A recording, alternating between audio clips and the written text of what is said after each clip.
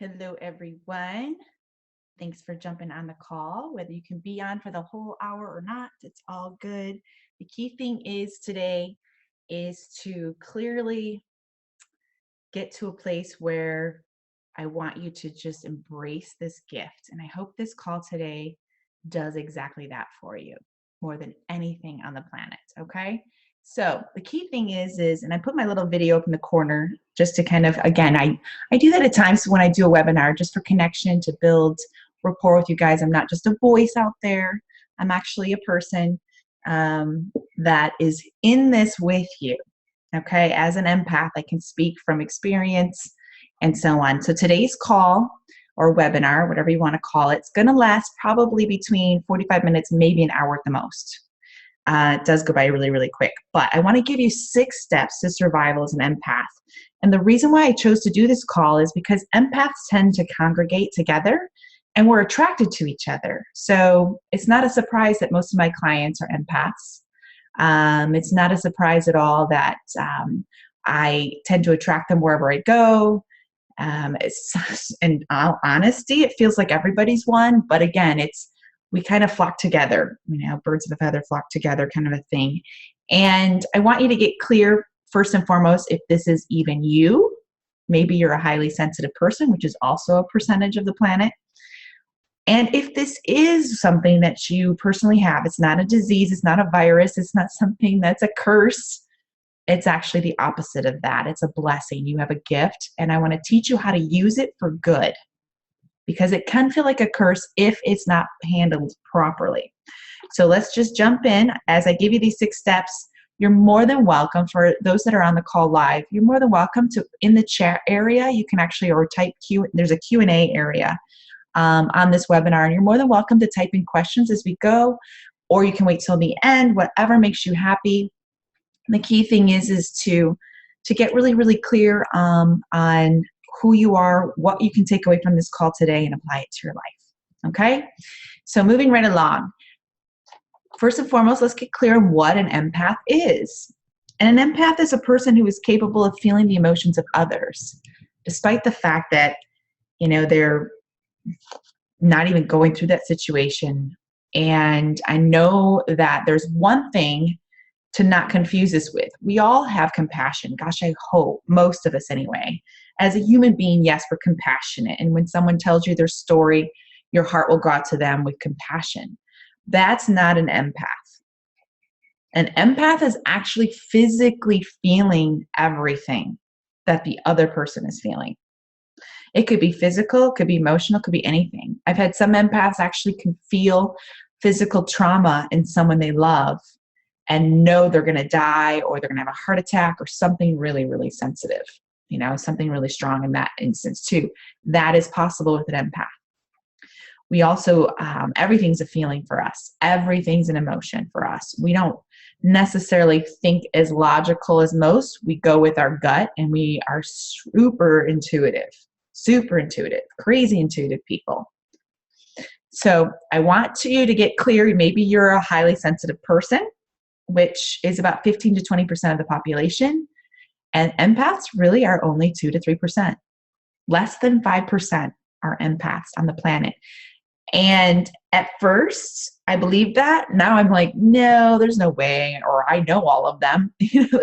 That percentage is still big if you think about 7 billion people on the planet. But the key thing is that's still a super tiny percentage. So think about how unique you are. Even that is all by itself. Just sit with that for a minute. 2 to 3%. It's crazy. I was just a few weeks ago, recently, my boyfriend was in town, and we were at the top of the stratosphere. After dinner, we had a really nice romantic dinner. We started walking around at the top of the stratosphere here in Las Vegas. And we walked over to the sky jump area. I have jumped off of that building before. It's 855 feet in the air. I jumped off of it back in 2011 during the daytime. And this time it was like dark at night, and there were still people jumping. I think they jumped till 1 a.m. As soon as he walked over with me, there's a crowd around the window, all looking and peering like, oh my God, that person's crazy. I can't believe they're doing this. Before we even got up to the crowd, my stomach lurched like I was terrified, like I was going to jump off of it or something. I had already done it. So I'm like, where's this emotion coming from? I'm not afraid to jump off. In fact, I want to do it at night. I'll book a time to do it with a friend at night because I haven't done it. I only did it the daytime. So immediately I got this sick feeling in my stomach. And I thought, oh my God, am I okay? Like, oh, why do I feel so nauseous all of a sudden? Is it something I ate? We did just have dinner. And I realized, oh, Carrie, you're picking up the emotions of the crowd that's watching the people jump, and you're getting the emotions of the jumpers that were standing in line and getting their little jumpsuits and cables on and so on. So I immediately went and sat down farther away from the area. I didn't need to watch. I jumped off of it. It's not a big deal. He was fascinated and terrified at the same time because he thought that was pure craziness. But it's just not an adrenaline junkie like me, I guess. But the key thing is I had to go sit away from the crowd and just take a few deep breaths and kind of go into a happy place, because I was literally feeling the emotions of the probably 20 people or so that were gathered around taking pictures and peering over the window to watch the jumpers go off the building. That's an empath. Okay, so I'm going to share lots of stories today so you can see where in your life this has shown up for you to get you clear, number one. Number two, to show you how to cope. And I don't even like the word cope. Put on your super cape, okay? Because this is a true gift, and it's a true awesome power to have.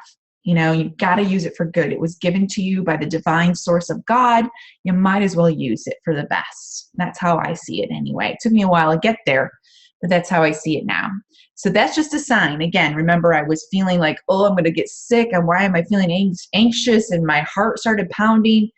I was picking up the emotions of others around me, literally. I'm like, this is silly. I've jumped off of this, stupid building before. Why am I feeling like I'm going to jump again or something? It was strange. So I want to remind you guys, as an empath, and I love this post because it's true, you are the sky and everything else is just the weather. Really, as an empath, it's just weather. I want you to start to view other people's emotions and drama and trauma that's not yours, because you personally can't do anything about other people's challenges. It's their journey. It's not your journey. Don't put it on like it's yours. And that's the challenge we have as empaths. We'll take on other people's challenges and other people's situations. It's their journey. It's not your journey. My favorite saying is, not my circus, not my monkeys. Not my circus, not my monkeys. You almost have to say that often. You are the sky. Everything else is just the weather that's happening around you. It doesn't have to be you. I hope I get that really, really clear today. It doesn't have to be you. Okay? So remember that. Deep breath. I'm just the sky. Carrie said, I'm just the sky. That's it. You get to be the sky. Everything else is weather. That's your tornado. That's your tsunami. You caused that hurricane over there. I'm just going to view it, but I'm not going to be a part of it. And that's what it gets to look like for you. I don't want you to think of yourself as a sensitive, fragile creature either. You're a badass. I want you to feel like those pictures after this call. I want you to take this gift, embrace it, use the parts that will make your life amazing, and you get to impact others at the same time. That's pretty cool all by itself. So I want you to feel into those pictures that you see. You get your little red super cape on, be Supergirl, Wonder Woman, whatever superhero that feels good for you today. That's what you get to be, okay? No doubt about it. That's what you get to choose to be every day. And truly, it's a journey to get there, and I'm there. It's so much more fun than that lost, scared feeling. Again, I was telling my boyfriend when he was here about my situation. I try to describe to him in person as much as possible. We don't see each other very much. He lives in Santa Monica, California. So when he was here, I kind of talked to him. I wanted to share this part of myself. It was almost like a test. And this I encourage you to do with anyone that's going to be in your inner circle. Tell them, because you're going to weed out the bad right away. They don't belong in your inner circle if they can't accept this part of you. Okay? Got that? They don't belong in your inner circle if they don't know this about you or accept it as a part of you, because you will shut yourself down as a person, as a human being. You will not let that gift shine if you're always hiding it. And I'll give an example. So as I'm telling him about myself, I think I picked him up from the airport, was already sharing, like didn't wait. He's in the car, locked the doors. Okay, you got to know this about me. And I shared, no, I don't think I wait. I think I waited at least till after we had some appetizers and drinks and we're driving home. But I looked over at him and he goes, Carrie, why are you looking at me like I don't believe you or I'm not going to believe you? He's like, okay, so this is who you are. He was just kind of accepting. And I said, well, to be honest, not everybody believes me or they think I'm crazy, and I know that's a fear of yours too, because I've been there. They think I'm crazy. And where did that show up? First and foremost, my ex-boyfriend's an atheist. I was with him for a very long time, on and off for years and years. And if I said, I feel something that's not right, he would just say, well, yeah, you're crazy, or, your visions have been wrong before, and yeah, whatever. And he'd throw stuff out there. He would never tell me when I'm right because he didn't want to add, any fuel to the fire, so to speak. But he would actually say and tell me not to be in certain situations, or I couldn't come with him to certain areas because I was too fragile. And I explained that to my boyfriend, my current boyfriend. I said, well, my past boyfriend, he was an atheist and he thought I was crazy and he would call me fragile all the time. And my beautiful boyfriend, current boyfriend's like, the fragile's the last word I would ever use to describe you, Carrie. I'm like, he just scored some major points. And yes, we can appear that way when we're super sensitive. The word sensitive alone sounds like, well, you're a wimp. You're a big baby. And that's the last thing I want you to feel at all. I want you to feel powerful. I want you to take this gift and embrace it. Embrace it for all that it is, okay? So I'm going to give you just a little bit of a snippet of my journey here. And I don't know if I can move this down or not here, my video. I just did this quick at the last minute. I thought, let me just throw up this slide because it's kind of funny. This isn't a before and after picture like you would think it is.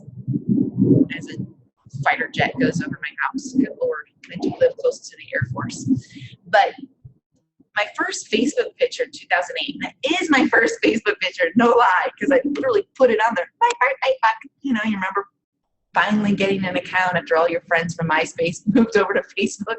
That's literally what happened. And I had just moved to Vegas. God.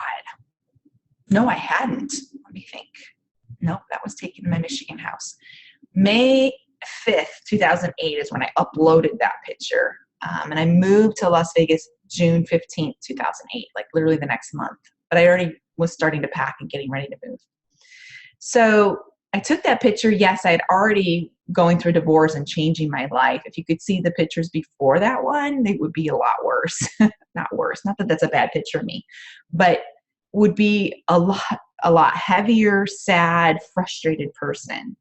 I had gained a ton of weight through my marriage, was very unhappy, and was miserable. I just had squashed everything that I believed in and shoved it deep down inside and was screaming for help. But I see a different person in the left picture versus the right. I don't see that the person on the 2008 picture is awake yet. And I mean awake as in soulfully, spiritually. Still not sure. I was on the brink of, I'm going to explore what the hell is out there, what I'm made of, and I'm going to take the world on. I'm terrified, but I'm going to make it happen, and I'm going to change myself. I'm reinvent Carrie. And I did, but I didn't know what it was going to look like. I didn't know 8 years later I would have so much clarity on what my journey is, what I need to do in life, who I get to impact. I get to play bigger than life, and how to take myself through that journey from a really strong space. I couldn't understand why I was so attracted to people that were energy driven. Let me go back to baby Carrie. Okay, we're talking 3 months old, maybe 4 months old. My father would tell this story often, and he was a pastor, for those that don't know. He would tell this from the pulpit at times, and I remember sitting in the audience going, is he talking about me? I'm one of 5 kids. We would always, whenever Dad would tell a story from the pulpit at church, we would all look at each other like, is he talking about you? Is he talking about me? I don't know. Whose story is that? It's just kind of almost a game because there's 5 kids. And it was a joke, like Dad's talking about me, you get all blushy and sad and like scared at the same time. But he told this story more than once, and it's shocking that you are born this way. This is proof that you are born this way. This isn't something you pick up later. I'm a baby of 3 months old, give or take. I'm in the nursery. My father wanted to check up on me because I had been fussy earlier. I guess I wasn't feeling well. There was a particular woman in the church that had very dark energy. She actually practiced satanic witchcraft, was more into the satanic rituals, you know. So she wasn't a good witch. She wasn't Glenda, the good witch. She was one of the darker energy ones that was bringing in a lot of negative, dark energy. I believe my father's an empath as well. I've approached him about it and talked to him a little bit about it, but I don't think he's as open as he could be about it. To him, it still sounds a little bit like, whoa, come back to me and I'll let me think about this. He's definitely tapped into the Holy Spirit often and sees and feels things and has always been a visionary like myself. But something told him to check on me. So he went to the nursery to make sure I was sleeping because I wasn't feeling well. And he said he walked into the nursery and I was in a dead sleep in the crib. That lady, the dark energy satanic worshiper, had come into the room, into the nursery, and just started to peer over my crib. And I guess I woke up screaming out of a dead sleep, screaming, terrified, and she couldn't calm me down. So I already felt her energy then, the darkness, as an infant.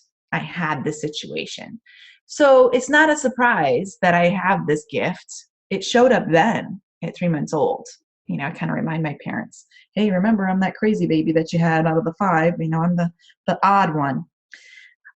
I'm unique and special. I'm not odd. I've accepted that.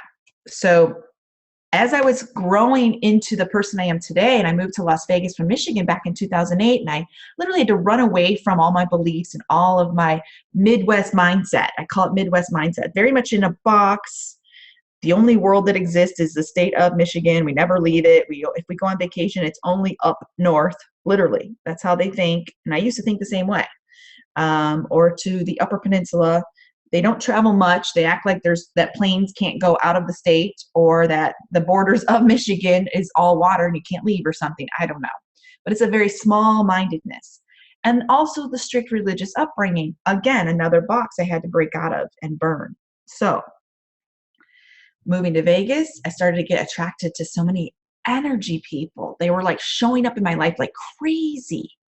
And part of me was like, well, and my old religious upbringing says this might be new age or not accepted, or psychics are bad. Is this psychic? What am I? Do I have special gifts? Is this satanic powers? You know, I was so afraid through the stupid shit upbringing that I had growing up that somehow something was wrong with me, that I was going to be delving into something satanic. And I remember still questioning those feelings through my exploration of who I am, that I had to just shut off anything from my past. Like, it doesn't matter, Carrie, just shut it down. Get rid of anyone that even questions this journey, because it gets to be yours and you got to move forward. So I started to do a summit in 2013, and I did this virtual summit called Abundance Inside and Out. And I started getting experts on the summit that were all like me. It was like, as I'm interviewing them, I'm like, that's me. So I was getting my answers. I was reaching outside of myself, trying to explain, why am I so sensitive? Why do I feel everything? Why do I feel my coworkers' stress? It's not my stress. Why am I drained at the end of the day? Because I'm sitting now by someone who's super stressed out at work all day. What is showing up in my world? And that's how I got more and more and more clear as I broke away from the old limiting beliefs that somehow something's wrong with me, or I'm delving into something satanic, God forbid. And now I realize that now I know what I know. Now it's on to survival. And that's literally what this gets to look like for each of you guys as well. This is survival. Empaths that don't protect their energy are going to see challenges with their health and their behavior. I've seen it. Fibromyalgia, lupus, anxiety, depression, a lot of weight challenges. A lot of empaths will put on extra weight to protect themselves. Subconsciously, the weight is somehow protecting their emotions from showing up. A lot of them get addicted to drugs and alcohol because you're trying to mute it out. And I could have gone down that path easily. When I first moved here in Vegas, I didn't have a drinking problem, but I didn't hardly drink at all in Michigan. Like it was once in a while I'd have a glass of wine. Wasn't into beer or anything else. Moving to Vegas, I had my first like cold beer on the strip. I get to walk down the strip with a beer in 100-degree weather. I was like, this isn't so bad, and I adapted to that lifestyle. Then I had, a boyfriend that was into different types of beers and more of a beer snob, and I adapted into that as well, and so on. And yes, drinking here became more of my lifestyle socially, but I also saw where it could have gone a different direction. When I would feel energy that I couldn't explain, or I was deeply triggered by something outside of myself because I was so busy tapping into everybody else's energy all the time, unconsciously, I didn't know any different, okay? I would guzzle down anything I could find in the fridge, wine, whatever, trying to mute out that noise, trying to mute out those feelings. Where can I get my next glass of wine? I'd be guzzling it down, literally. And it could have turned into a drinking problem. And I'm so grateful that my journey didn't take me that direction. It took me into a healing direction, where now having a glass of wine with girlfriends is just a glass of wine with girlfriends. That's it. It doesn't turn into, oh my God, please, shots, like I must mute out this feeling. I never drink to get drunk. It's always just a social thing. And I could take it or leave it. I'm one of those one glass and I'm done, give me water kind of people. So if you don't catch this, your whole health, well-being depends on it, literally, because you could even absorb the sickness of other people around you. You might think of like a hypochondriac or something like that, because your life really does depend on creating this imaginary bubble around you so that it feels more like a superhuman power. To this day, I actually feel like I can pull this out and put it away. This little gift, this little tool that I have, the empathy and the empathic nature I have, I can cleanse a spirit, immediately heal them just by being in their presence or connecting with them or talking with them or over the phone, Skype, wherever, or just thinking about them and helping them long distance. I can clear their energy and calm them down. Or I can put it in my back pocket and save it for another day, and just focus on me and my inner circle. I want you to get there too. It is a superhuman power. You do get to use it like your super top power tool, and you do get to choose when you wish to use it, okay? That's the power you get to have. How are you going to get there? Let's get right into the steps, okay? I want you to write these down. If you have a notepad or can listen to the replay and hit pause, go get yourself something to write on. As always, my calls are teaching calls because I believe that's where empowerment comes from.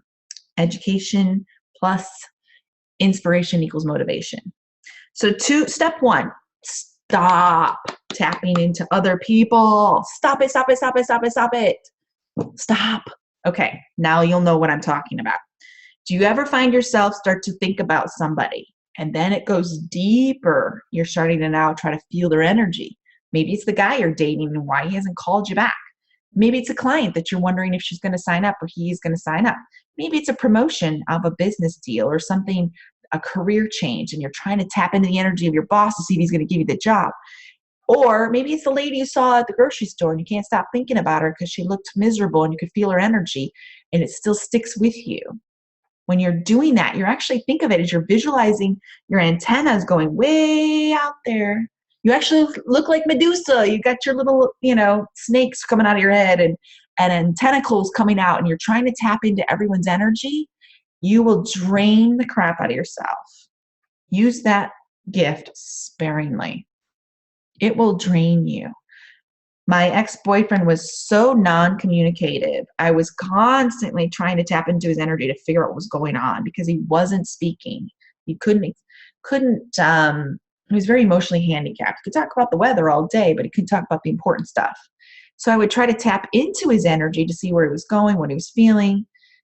And that was exhausting. Oh my God. It was exhausting. You will drain yourself so fast. Think of it like leaving the car door open and that car battery starts to drop, just literally drains the life right out of it because the overhead lights are still on or something of that nature, or leaving something on all night long, that draining energy.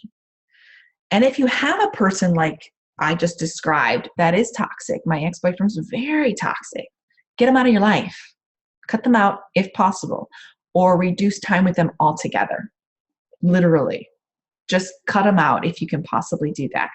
I knew as I grew into my coaching business and it started to blossom and grow, I needed to be strong, and I couldn't have that person in my life anymore.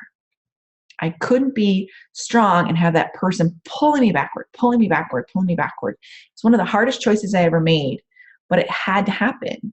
It had to happen. It's been over 3 years now. It had to happen. I couldn't have that person draining my battery, emotional battery all day.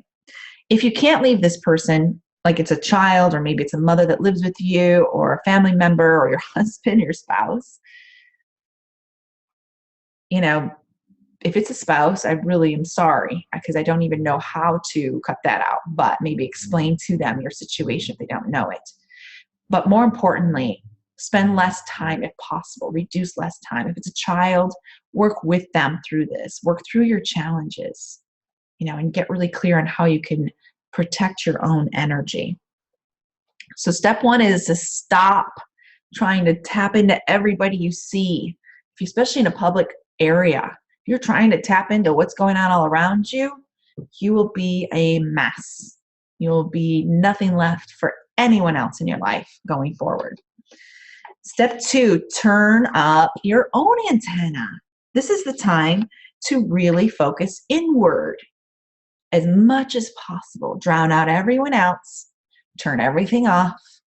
All distractions, cell phone, Facebook, social media, whatever it is, your email that pops up every 5 seconds, whatever it is, turn it all off and go inward, get quiet. Don't even listen to music. I want you to hear your own inner intuition. You are your very own best friend. You are your very own inner psychic. You will hear what you need to feel. You'll hear it and feel it. Just go inward and let yourself get quiet. What is it that I really want out of life? And so on.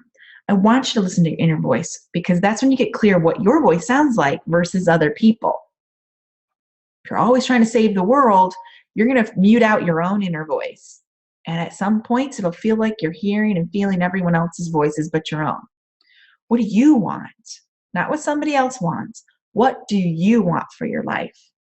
And get really clear on what that voice feels like. And stay there as long as possible. Do this daily.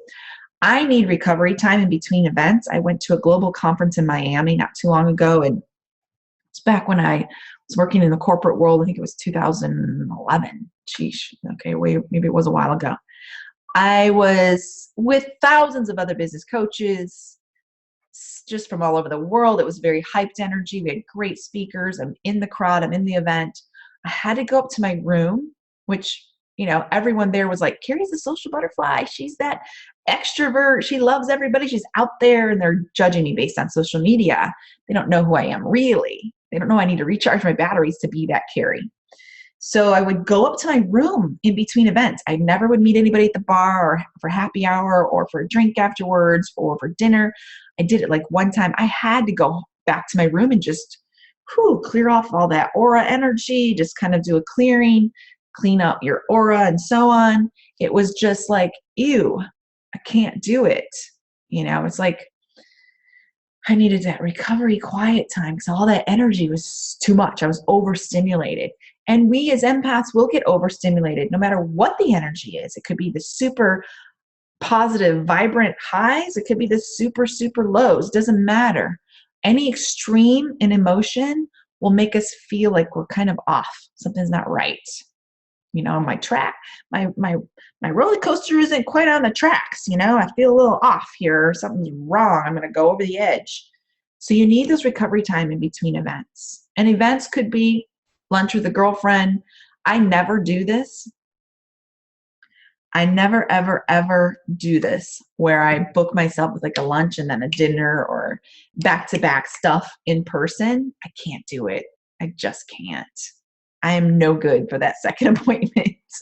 I'm still feeling the energy and I can't, not without some type of recovery in between. If I have some quiet alone time in between, some carry time to just gather my thoughts and clear the energy and make sure I'm not picking up anything from that last visit, I have a hard time going from one to the next. I have to literally get clear and just recover in between. I cannot bounce from one to one or I will not be any good. So that may be with you too, you know. In fact, even in between my coaching sessions, I have enough time generally. Hopefully we don't go over time. I try to schedule my calls with an hour in between because I always go over. I love to give myself to my clients and I like to go in flow. So I tend to go over my 60-minute calls, but it gives me a chance to just regroup. I have a little 7-minute meditation app on my phone. I listen to it. It clears my space and I get ready for the next call. So I highly encourage you to do something like that. There's so many meditative, like self-guided meditations out there and apps for your phone. You can take it anywhere you go. Pop in your earbuds, listen to it, feel your breathing, get calm, get clear out that inner intuition, your third eye, and move forward. It's almost like a quick 10-minute reboot. You know, you're rebooting your battery and you're moving forward. Step 3, this was my favorite. My own energy coach taught me this. And yes, I have an energy coach. I have 2 of them. I have lots of mentors. I believe in being heavily supported throughout my journey to be the best person I can be. I highly recommend it, and I do practice what I preach. Expand your energy. How do you do that, Carrie? Well, I literally want you to feel yourself, and she used to tell me this all the time. Expand your energy, expand your energy. I'm like, okay, can you stop for a minute and tell me what the hell you mean? You know, I'd be like, little description, please. I don't know what you're talking about. More or less, get really clear on kind of almost seeing yourself. Close your eyes, of course. Take a few deep grounding breaths, and you'll see yourself grow. See yourself in your home office like I am today. Then I visualize myself being bigger than Las Vegas to the point where I'm even bigger than the planet Earth. And now I'm up in the stars and I'm now in the clouds. I'm expanding up and into the universe, you know, that kind of feeling where you could feel your energy just expand bigger than life. Bigger than life. Because when you do that, nothing can stick to you. When you're in a crowd and you're bigger than life, nothing can stick to you. It's hard to explain, but when you're in a crowd, other people's energies, they feel you and they'll attach stuff to you. Could be even as evil and dark, demonic stuff. You know, I'm not going to sugarcoat anything. That's the truth. There's light and there's dark. It is what it is. And you come home feeling icky, like you picked up someone's demon along the way, you probably did. I'm not kidding. And I say demon to use the term lightly, but dark energy or something evil or yucky attached itself. Your stickiness was out and ready to go. If you expand yourself, nothing can grab onto you. The little tiny low shame bottom feeders, low vibration people, the victims out there, the whiners and the complainers and those that want to pull you backward with them, they can attach themselves to your energy if you're playing small as well. If you're shrinking yourself down. If you expand it out, they can't touch you. Think of yourself with the Holy Spirit of God Himself just filling your bubble in light. Crystal clear energy. Crystal clear, holy, holier than holy, beautiful pure energy all around you. They can't even touch you. You know, almost see that beautiful white light just glowing over your head. You're untouchable. You're unstoppable when you can feel the Holy Spirit come through you. That's my secret sauce every day, is to tap into that spirit. It is magical. So I want you to expand your energy. And when you're in a crowd, like I'll go to a sporting event where you're walking through crowds, you're in a stadium or a concert, and I feel like, you know, just deep breath. I don't even make eye contact. I look like a freaking snob, but I don't care because this is survival. I don't care what people think. This is survival. I got to take care of Carrie. There's no Carrie.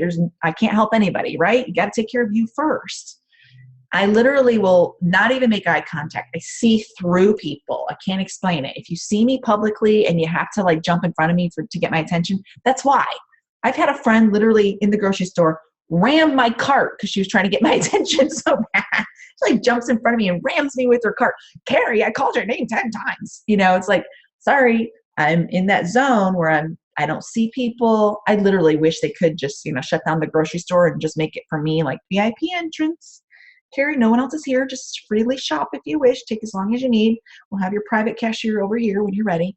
Seriously, in my mind, I create that space for me. Like a red carpet is falling out before me and going, Queen Carrie, step right this way. I want you to do the same thing. It works like magic. It really, truly does. You may appear snobby, but it's because you don't want to pick up anything and take it home with you. Don't suck into it. When I look a person in the eyes, I can see into their soul. What if that soul isn't so pure? Then I've just attached myself to something yucky. I have to keep moving forward. Yes, that's a great gift to have. It works so good with my clients. I can heal people all day long, every day. I work with them personally. That's a beautiful thing. But what if I don't want to work with that person, or that person's not a client? They're not paying me. They're just somebody with a beer next to me at the football game. I don't want to go into their stuff. I don't want to feel their wife cheating on them and all the other ickiness around whatever's going on in their world. So protect yourself. You've got that beautiful white light of the Holy Spirit over you. Picture God, literally Jesus himself, just pouring that white light through your crown chakra, flowing over you, protecting you. You're glistening now because you've got that white light and aura all around you. God is so good. We get to have that power. It's so amazing. So expanding that energy, especially in a crowd, and don't make eye contact, just move through it. When I was at the top of the stratosphere with my daughter on her birthday, Easter Sunday, she wanted to ride the rides up there. So we went up there. We were getting ready to do that crazy ride that literally looks like a claw that hangs over the edge and spins. Don't know what I was thinking. I usually am not scared, but that ride freaked me out. I won't lie. But in the crowd, as we're waiting for the line, because it was taking forever, I was so calm. Shyla's like, oh, mommy, I can't believe we're doing this. Oh, mommy, maybe I can change my mind. She's freaking out. The people behind me are freaking out. The guy over here is kind of like, oh, man, do I really want to do this ride? Because I won't lie. It's 855 feet up in the air, and you're just spinning over the edge. It's like, wow, spinning is crazy enough. And you do it over that height. It's ridiculous. I felt nothing. Calm as a cucumber. Not my circus, not my monkeys. I was so grounded and so chilled. Now, after the ride, I was pretty happy to get off of it. And during the ride, different story. But I screamed like a crazy person. It was fun. But calm as can be, because I literally don't even tap into anything anymore. Nothing. They're just bodies. They're just their souls. They're just doing their own journey. It's not my circus, not my monkeys. Okay?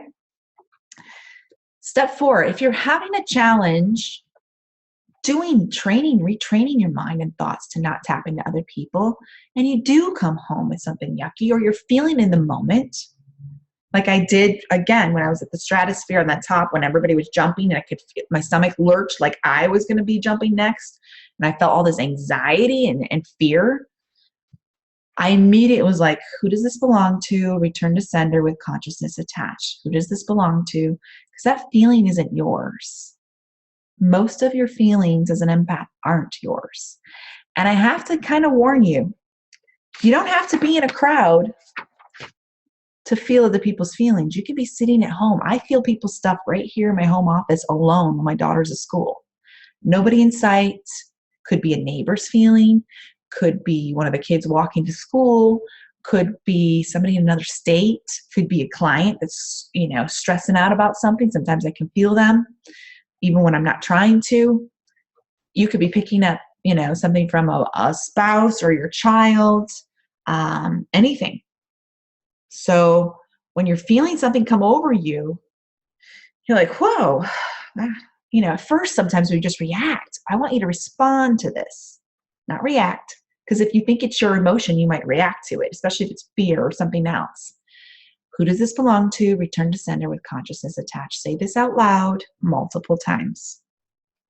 Who does this belong to? Return to sender with consciousness attached. You will feel your energy calm down.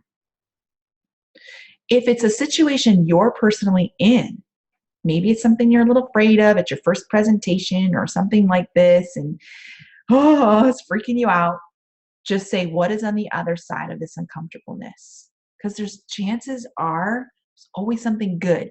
You're feeling uncomfortable or feeling that fear because you're getting ready to step outside of your comfort zone. More importantly, getting ready to step outside of the comfort zone is that expansion of growth of who you get to be. How cool is that? But there's always that twinge of a little fear and a little excitement. Ooh, what am I doing? Your stomach's like, oh, and nuts. So ask out loud to the universe, to your guides, to angels, to Jesus, what is on the other side of this uncomfortableness? And you'll feel yourself calm down. If you also feel like something's off, and it, again, doesn't matter if it's super happy energy or super negative energy, it can be too much of an overload of any feeling in the moment. Always ask, how does it get any better than this? And I want you to say that every day, all day long. I say it every day, all day long. How does it get any better than this? One reason, when I say that statement, it takes me out of a situation that feels icky, especially if something's starting to happen that's like, oh crap, is it going to be one of those days? I hope not. Instead, I go into, how does it get any better than this? How does it get any better than this? If I find myself super happy, things are going great. Oh my gosh, this is working out so perfect. How does it get any better than this? Because you know why I say that when things are really, really good? Because I don't want to have an upper level limit. I don't want to hit that ceiling of, this is as good as it gets. This is as good as it gets, Carrie. You've capped out on your happy emotions. You can't go any further. You've capped out. Sorry, honey. You don't get to make any more money than you made this month. You don't get to feel any happier than you've been, and so on. I want to always increase. I don't get to have limits, and neither do you. I want you to live a life without limitation. So I want you to say, how does it get any better than this? And literally feel that roof like open up to the sky and the universe and feel how awesome it is just to go forward into expansion. Feels good. Feels super good to be limitless and powerful. So these are the 3 that I use the most as an empath. Again, who does this belong to? Who does this belong to? And return it, please. Like, send that shit back. Thank you very much. Not my circus, not my monkeys. You'll hear me say this a lot until you guys get it memorized. Step 5, as we wrap up the call, looking at the time here, escape into Mother Nature. Think of Mother Nature as your mom, your nurturer. She's going to come and take you, and she's going to clear your energy. She's going to clear your aura. She's going to wipe away anything that's sticky and yucky and dark and gloomy, and that's not yours, and take it away like a bath. Think of Mother Nature as this bath for empaths. You get to feel into the grounding of the planet, go for a hike, bike, walk, skate, go to the park, go to the beach, go to the woods. What do you have around you that you can get to? Even if you live in Manhattan, you can still go to Central Park, or you can still go to Long Island. I'm stuck in California. Long Island, and see the water, the beaches. You can go somewhere in nature and do this often. I do make it mandatory to go once a week for myself, sometimes twice a week, depends on the weather. I have parks near me with grass, whatever I can do to hike. I go for bike rides with my daughter. I don't have any woods. Well, if I go to Mount Charleston up in the mountains, I can go to the woods. But overall, I try to get to where things are growing. Grass and trees and buds and fresh air. Even if you've got snow on the ground right now, which some of you do, it is April. Early April, and the Midwest, for some reason, is thinking it's wintertime still. Get out there anyway. Go for a walk. Even in the snow, crunching beneath your feet, it's beautiful. It's magical. So alone time and recovery periods, I highly recommend spending even 20 minutes in nature can change your whole energy levels, your whole empathic ways. Again, think of it as a bath. Now, if you can get to the beach and swim, even better. Even better. Water is amazing for empaths. It's very grounding, very clearing. So escape into Mother Nature, and even if you're not a nature person, this is mandatory. Go to a park, read a book on a bench, hearing the birds chirping in the trees. That will just create such a soul space for you. Such a soul space. Take your workout on a patio somewhere. I love one of the My favorite out of house workstations. I love my home. I won't lie. I will stay here every day, all day, and never leave if I don't have to. I get tons of big windows with fresh, beautiful sunshine coming through the windows. I can see over the whole valley and the mountains. Why would I want to leave? The comforts of home. I got all the food I want. I worked so hard to get to where I could work from home. Like, why would I want to leave?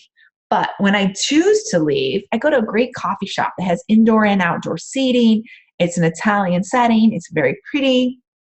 It's a little loud, lots of music, but great organic food, natural foods.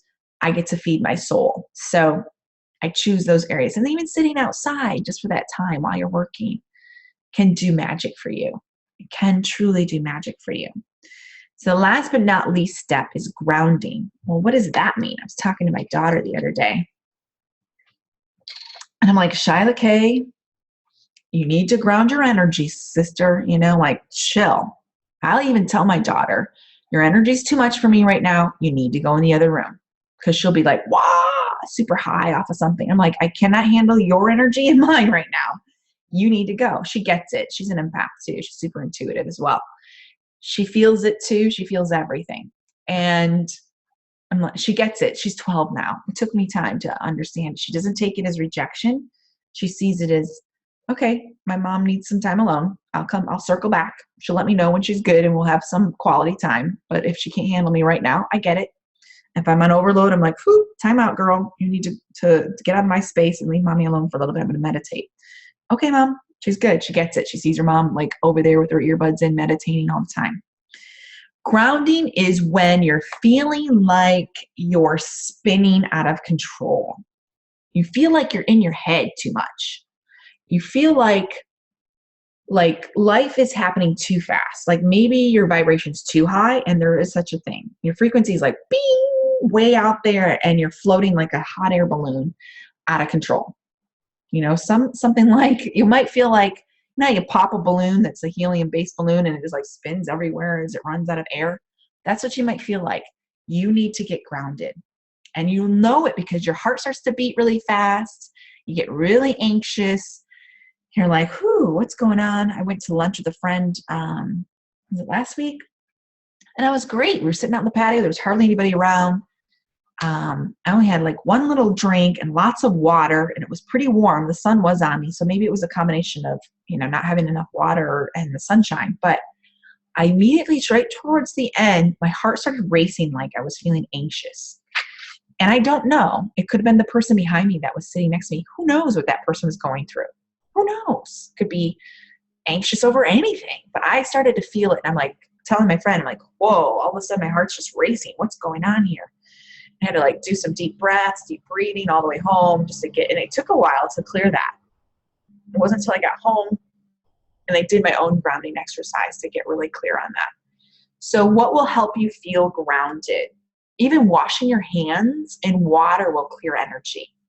Washing your hands. If you can't do any grounding, like walking barefoot in the grass here at the office or your coworkers freaking driving you crazy, go wash your hands, drink water. Bathing and swimming. I'm a bubble bath girl. There's a reason why I take a bath all the time. I feel like it's literally cleansing me. I walk barefoot. I made sure I had a backyard with grass. It's kind of an odd thing in Las Vegas. Everybody's yard's mostly rock, and I have that too. But the backyard gets to have grass. How exciting. I will walk barefoot in the grass because it literally, you can feel the grounding of the energy from Mother Earth. Eating grounds you as well. If you feel spinning and out of control, when was the last time you ate some protein, something that will ground you, something that's good for you, something healthy? When was the last time you ate? If I don't eat for a while, I will be all over the place. My energy's crazy. My blood sugar's gone bonkers. I feel emotions that are even normal, like crazy, weird stuff, and it's all because you haven't eaten. Anchor your space with an object. If you're at the office and you're in the corporate world, which is where I escaped from gladly, maybe you need some grounding. Maybe you need some things around your desk that make you feel good. I recommend getting some little bamboo shoots or something fun and pretty next to your desk that has just some greenery and it makes you feel good. These things, I swear, you can't kill them. In fact, I have one downstairs that's like, as tall as the 10-foot ceilings. I have selenite here. I have other crystals. My girlfriend's got me this beautiful one. I have citrine stones, rose quartz, love stones. Sometimes I just hold them, play with them. I have essential oils all around me. I have a fun little spray that I got from Enchanted Forest, which is just infused with crystal quartz and citrine. Sometimes I'll just spray that, and just the smell of it with the essential oils and the ginger I can smell. It just raises your vibration and calms. It's calming. Maybe you have some child that you know that has empath, an empath type traits. Maybe it's a stuffed animal. I told Shiloh this too. I said, she still to this day at 12 years old has all of her special test stuffed animals. Funny story. Her bunny that's looking kind of beat up because it's been a while, and she's 12 and she's had it for a long time. She came to me with tears in her eyes the other day because Bunny had a slice in his head, like the stitching started to come apart. She was so upset. I'm like, what's wrong? She's, Mom, get your sewing kit out. Look at Bunny. She's all upset. I can't believe. I'm like, calm down. I will sew up his head after I, finish working. So interestingly enough, I go in her little craft room, one of her bedrooms, and she's sitting on her computer, and she's got her beanbag chair to her left with her bunny sitting all wrapped up in a blanket. And she's like, oh, it's okay. Mommy's going to fix you. Like he's sick. All like, oh, I get special attention because he needs brain surgery. So it's just interesting that she puts so much emphasis on her stuffed animals. But that's her grounding. That's her comfort. Something about those stuffed animals grounds her. And they go with her to Michigan for the summer. She doesn't take them on sleepovers, but you can tell when she comes home, that's immediately where she goes is to her bed, where her stuffed animals are. Because she's been with her friends or she's had a sleepover and she's just feeling scattered. She'll go right there, and I see her grab right onto the blanket and the stuffed animal she's had since she was, one infant. Some of them she had before she was even born because they were in a baby shower gifts. Children will also attach to a grounding thing. What else do you have that you can use that reminds you of something happy, something that you love? Put that around your desk. And when you're feeling the anxiety from the person next to you or your coworkers, grab onto it. And just kind of, so that's you're anchoring your space. You're anchoring your space with an object. Hold on to it, get clear. I love my stones. I love the energy. It's a grounding thing. I love the greenery I have. I love the essential oils that I get to sniff and smell that make me feel good too. Sometimes it's just that's all you need and you're feel good to go. And I'm working from home, so I still have all my space with yumminess around me that fills my soul. I want you to have that same thing. Grounding objects, just that one step could help you big time, especially if you're working in a public place. So as we close up the call, I really want you more than anything, because empathy is the ability to imagine what it's like to be them. This is your superpower. If you're a coach like myself or a mentor, you want to even go in that realm, or maybe you're a healer or an intuitive, you get to use this gift. It is a superpower. It's a business. It's a business for me. It's one of my many tools I use in business. Sure, online marketing and creating income streams is great too, and finding your purpose and all that good stuff. Yes, but how awesome that I can feel the energy. I'll be talking to clients and I can feel the resistance and go, okay, time out. I know you're resisting everything and you're calling me all these names because I'm making you do something you don't want to. But we're going to work through this, and just connecting and talking with them. I'm clearing their energy and I'm pulling them forward. It seems like after every call with my client, they'll go like this. They'll do like this radar jump in their life where they really exude and go forward and go faster. And then the next call, boom, they go up another level. So I'm helping them. Think of the other people in your life that you get to help. More than anything, I want you to get really clear on, is it your child? Is it your coworkers? Is it your best friend? Is it your siblings? I talk to my mom all the time, and it's never under 2 hours. It's like between 2 and 4 hours every time we talk. She's my best friend. I can tell her anything. I heal her. I help her.